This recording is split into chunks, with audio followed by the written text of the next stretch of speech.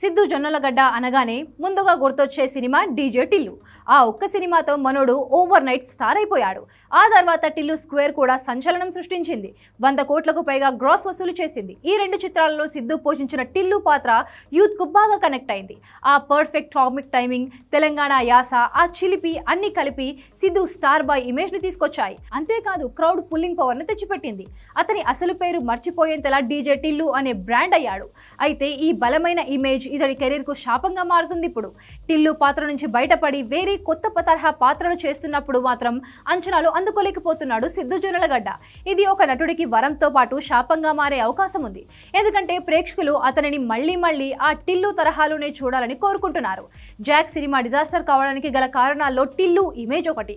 Jack అనేది spy action genre లో సిద్ధు ఇంతకు ముందు ప్రయత్నించని పూర్తిగా భిన్నమైన చిత్రం. డీజే టిల్లులో కనిపించిన చలాకీతనం, యూత్ఫుల్ కామెడీకి అలవాటు పడిన ప్రేక్షకులు సిద్ధును కొత్త గెటప్ లో భిన్నమైన కథాంశంతో చూడడానికి ఇష్టపడలేదు. అందుకే ఆ సినిమాకు అసలు కనెక్ట్ కాలేకపోయారు.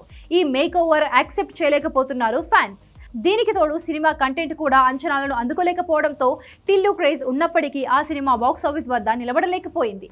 ఇక ఈ మధ్య విడుదలైన తెలుసు కదా సినిమా విషయానికి వస్తే ఇది రొమాంటిక్ ఎమోషనల్ డ్రామా. కొత్త కథతో నీరజ కోన ఈ సినిమాను తెరకెక్కించింది. ఈ చిత్రంలో సిద్ధు పోషించిన వరుణ్ పాత్ర భావోద్వేగాలను పరిణితి చెందిన సిద్ధు నటనను చూపిస్తుంది. ఈ చిత్రానికి కూడా మిక్స్డ్ రివ్యూస్ వచ్చినా జాక్ తో పోలిస్తే బెటర్ అనే అభిప్రాయమే ఉంది. కానీ కలెక్షన్లు మాత్రం టిల్లుకు ఫస్ట్ డే వచ్చిన దాంట్లో సగానికి సగం కూడా వసూలు చేయలేకపోయింది. ఇప్పటికీ కొంతమంది ప్రేక్షకులు సిద్ధు నుంచి టిల్లు తరహా హుషారైన క్యారెక్టరైజేషన్, కామెడీని ఆశిస్తున్నారని అర్థమవుతోంది. సిద్ధు జొన్నలగడ్డ అలా నటించినప్పుడు మాత్రమే క్రౌడ్ పుల్ చేస్తున్నాడా అనే అనుమానాలు కూడా వస్తున్నాయి. సిద్ధు మంచి నటుడు, రచయిత అయినప్పటికీ టిల్లు ఫార్ములాకు భిన్నంగానే వచ్చే అతని ప్రయోగాలను ప్రేక్షకులు పూర్తిగా ఆదరించకపోవడం వల్ల ఆయన కెరీర్ డేంజర్ జోన్ లోకి వెళుతుంది.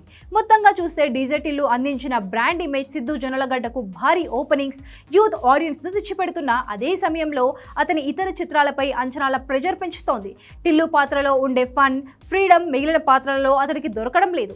అందుకే సిద్ధు ఈ టిల్లు ఛాయల నుంచి బయటపడి నటుడిగా తన పరిధిని పెంచుకోవాలనుకుంటే అతను ఎంచుకునే ప్రతి కొత్త పాత్రలోనూ కథనం బలంగా ఉండడంతో పాటు ఆడియన్స్ టిల్లును మర్చిపోయేంత కొత్తదనం చూపించగలగాలి. అప్పుడే ఈ ఇమేజ్ నుంచి బయటపడతాడు. లేదంటే క్రౌడ్ పుల్లింగ్ పవర్ కేవలం టిల్లు క్యారెక్టర్కే పరిమితమైపోయే ప్రమాదం ఉంది.